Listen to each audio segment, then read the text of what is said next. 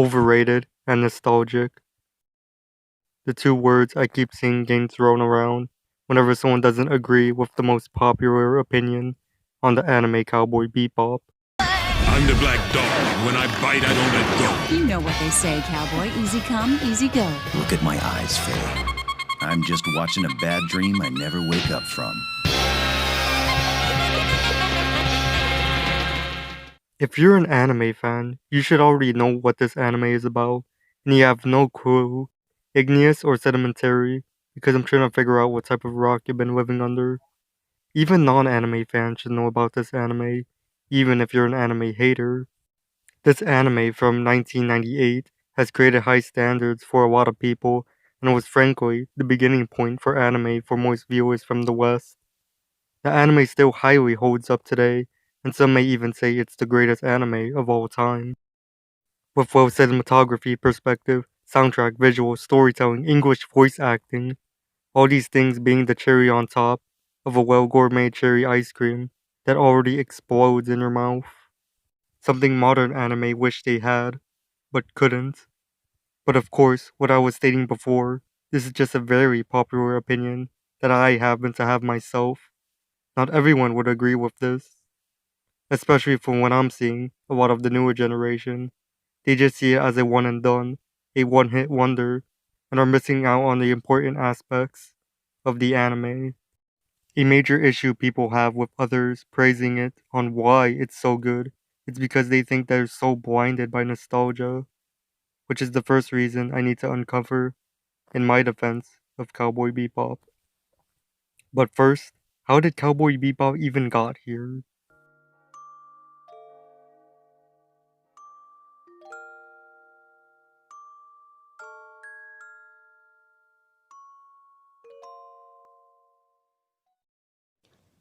Cowboy Bebop was directed by Shinichiro Watanabe and produced by Studio Sunrise with Kaiko Mobumoto as its screenwriter in 1997.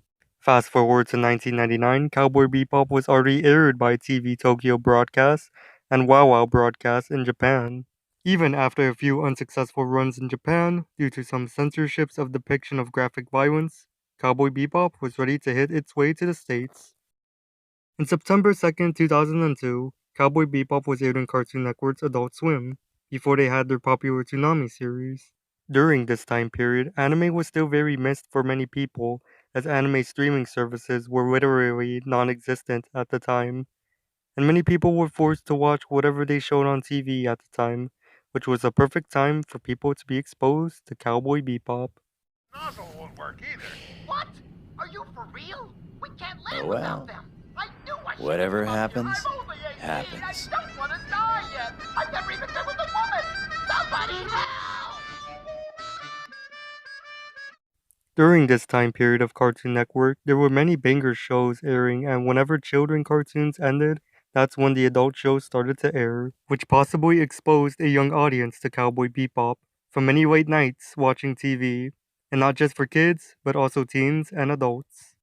With the already successful runs in Japan, Cowboy Bebop would instantly grow and appeal to the audience of the States by its more adult themes and Western-based culture. Today, with many of those audience grown up, now the anime they watched as kids and teens has a deeper meaning to them now, with being able to appreciate the deeper meaning behind the series, without it just being pure nostalgic fuel that didn't age well. And this would only be the start of something grand, as Cowboy Bebop would have many reruns since 2007, and by 2015 an HD remastered of the series would be created. And with many streaming services picking it up like Funimation and now Crunchyroll have gotten their hands on the anime.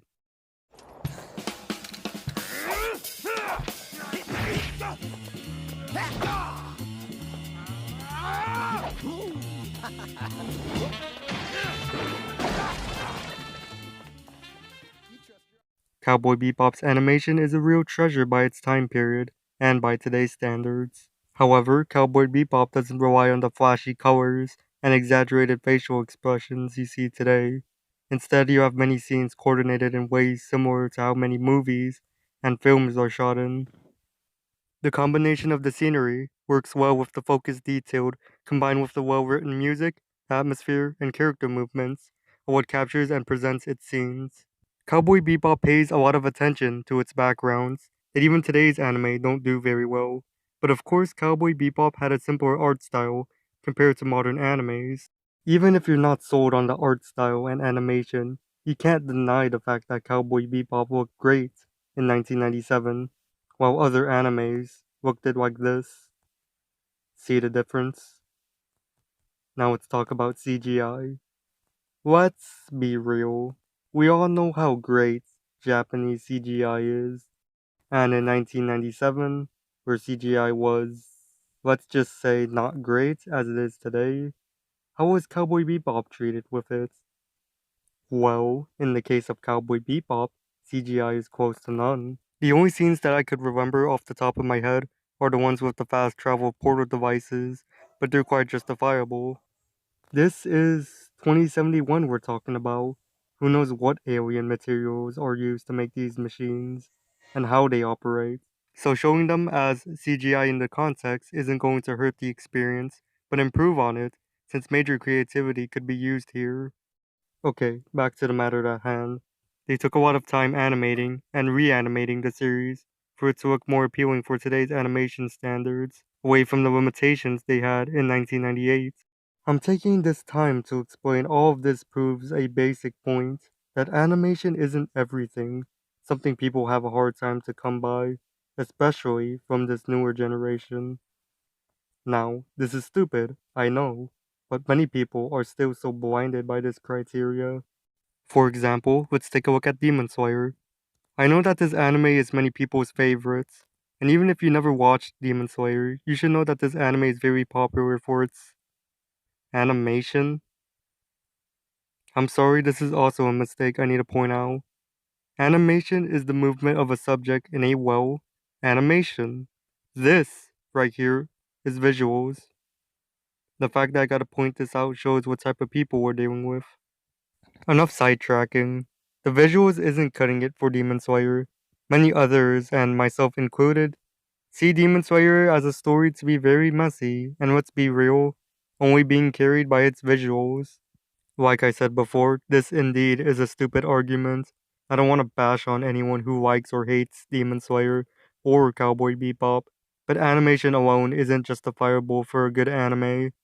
If the story itself isn't anything worthwhile, then what's the point of it? For an eye orgasm? Slots. It must have been 200K minimum. And who made you lose the whole pile? 200K is chump change. Right. Your little Zipcraft should sell for at least 400K. You brought this on yourselves. Cowboy Bebop has a very vast array of characters, from Spike to Jet to Vay to Ed, and even a dog, Ein. I'm not going to go into major detail on each character, since there's already a bunch of videos on YouTube that goes into such depth into each of their characters. But I'm going to quickly talk about how each character holds up to their own character away from any tropes. Hey, Spike. At first glance, I don't need to explain why this guy is different from most other anime protagonists. He isn't the Kirito hairstyle rocking energetic teenager who wants to save the world, take down the big bad guy, or to become something, but rather a normal guy who wants to live his life. He isn't necessarily a good guy, or he isn't a completely bad guy either. He does bounty hunting, and not for the sole purpose of bringing justice to those criminals he captures. He does it just to make a quick buck, because it's easy for him, since he already knows how to do these types of things during his time with the Syndicant. Don't you get it? I'm gonna splatter Grandma! Well, that's a real shame. But we're not cops and we're not from some charity organization. Sorry, lady, but we don't protect or serve. This is strictly business. What? Guess you'll just have to chalk it up to bad luck. Spike doesn't care about stopping the big baddie, but rather wanting to go for the complete opposite, wanting to run away with Julia, possibly to start a new life, abandoning the already decent life he established with everyone in the Bebop crew. He could care less because he just wants to be with Julia, which is the key to returning back to the past, where it was a simpler life. When I was a cop, this was my beat. I'm the black dog, and when I bite, I don't let go. Before we can even establish Jet Black, we could already break a basic anime norm that's been embedded into its identity. Jet isn't your dumb, dorky sidekick best friend, possibly from your childhood, or he isn't the edgy, emo, quiet guy with enough strength to rival your protagonist. In fact, Cowboy Bebop doesn't even rely on this 3 to 4-way character group trope, but rather has each character feel as if they're part of the story, even if the spotlight of an episode isn't directly towards them. Each character is not reliant on a character arc, but rather steadily grow on their own as the story moves forward. And Jet is no exception to this. We learn that he has his time of being a former investigator, and after an accident leads to a series of events that leads him to becoming where he is now as a bounty hunter. Along with his selfless thoughts and actions he learned from his youth, it helps him in telling Spike not to be selfish during his hunts. After the loss of a friend and loved one, Jet was sent into a very serious state once we reached the current time period of Cowboy Bebop, and doesn't want Spike going through something similar, with him often reminding him of his past. You wanted to know what happened to my arm. Huh? This is what I paid, yeah, for being too gung-ho and running ahead of the game. You get the point? He cares about his companion, despite the many times they had their disagreements in the series, to which they sure did. Bothering to take him in the first place, and enjoying the laughs when they do get the chance to do so is very heartwarming. You know the first rule of combat? Huh?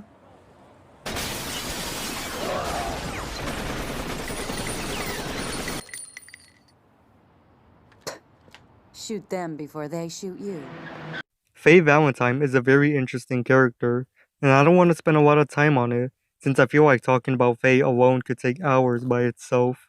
For first impressions, Faye has a very flashy appearance, and for justifiable reasons relating to the story, and not just for audience fan service. In fact, Cowboy Bebop was the starting point of anime being introduced to the West, so the weird weeaboo culture that already existed today didn't exist then, so studios weren't able to take advantage of this kind of stuff for a quick cash grab. For the case of Faye, she uses this to her advantage to get the money she desperately needs to get out of serious debt she racked up. Also, from the episode she was introduced, she was shown off as a very cold-hearted, mysterious person. After joining the crew and spending time to get to know them, and even looking after Spike as he was recovering for 3 days, she starts loosening up and starts taking fun of them, as captured perfectly in the last episode as she confronts Spike on leaving, since she possibly knew that it was probably the last time she was going to see him, despite any possible outcome. She also doesn't have any romantic affections towards Spike, or really anyone in the series, at its current time, something modern anime, and even some shows would like to force on their protagonists. But rather, Faye works better being a companion character for Spike, as her character and actions often weave Spikes into doing extra set of actions.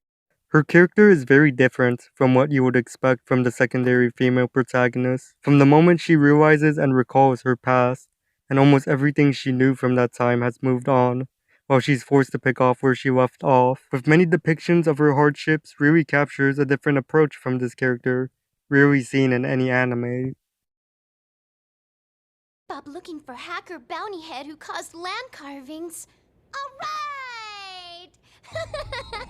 Satellite from days of old, lead me to your access code. Ed is also an interesting character, but unlike Faye, a lot less complicated.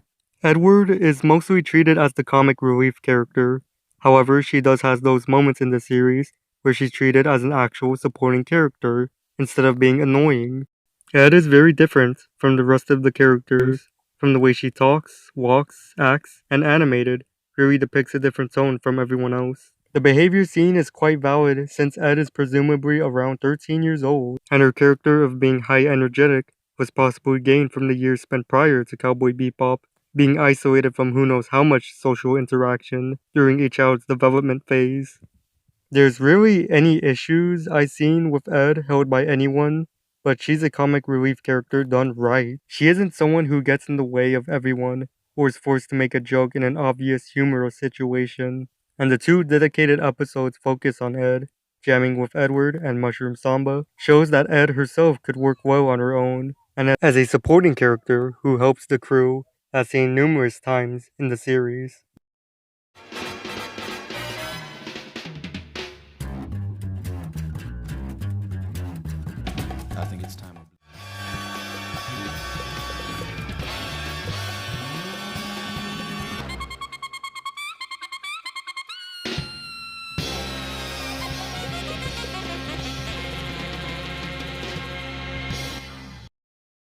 The music from the series is composed by Yoko Kanno, which she does an amazing job at. She even created a whole new band to compose music for the series, known as the Seatboats. The music is usually overlooked from this anime by those who criticize it. You're forgetting that this is the same anime where it has one of the most iconic opening themes, plus other inclusions like its ending theme, The Real Folks Blue, and some episodes even having its own theme or memorable music, like the Jupiter Jazz episodes with Space Lion.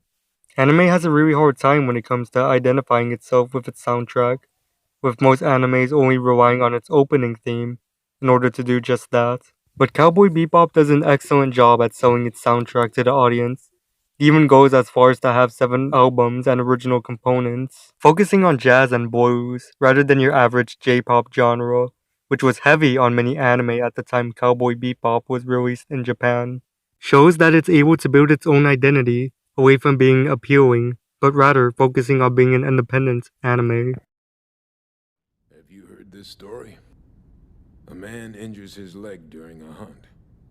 He's in the middle of the savannah. No means to treat the wound. The leg rots and death approaches. Last minute, he's picked up by an airplane. As he gazes down, he feels the life flowing out of him, and he thinks, that's where I was headed.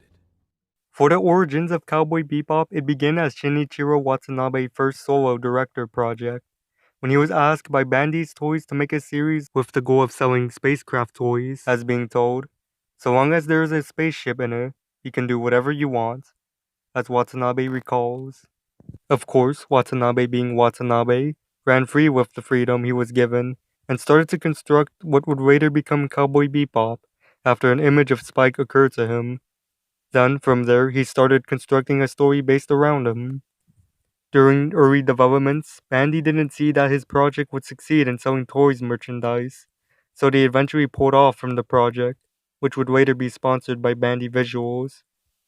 During the development of Cowboy Bebop, from the start, Watanabe wanted the series to be memorable up to 3 decades into the future, to which many of the animators didn't really believe in. And now fast forward 24 years later, the anime community and many other groups of people are still talking about it and praising it. From a near project with the intent of selling toys, to having become one of the greatest anime of all time, with great storytelling, voice acting, visuals, cinematography, lovable characters, and soundtrack. Cowboy Bebop definitely still holds up today, and still quite frankly, rivals a lot of current airing animes, even after 24 years. Cowboy Bebop isn't something just to be watched, but to be experienced. Hello, this is me, literally 3 weeks after recording that original audio. This has been the longest video I've ever edited and made, so if you made it to the end, I highly appreciate it. Now, I'm not gonna ask you to subscribe or like, but thank you, sincerely, thank you, for making it to the end of this video. See you, Space Cowboy.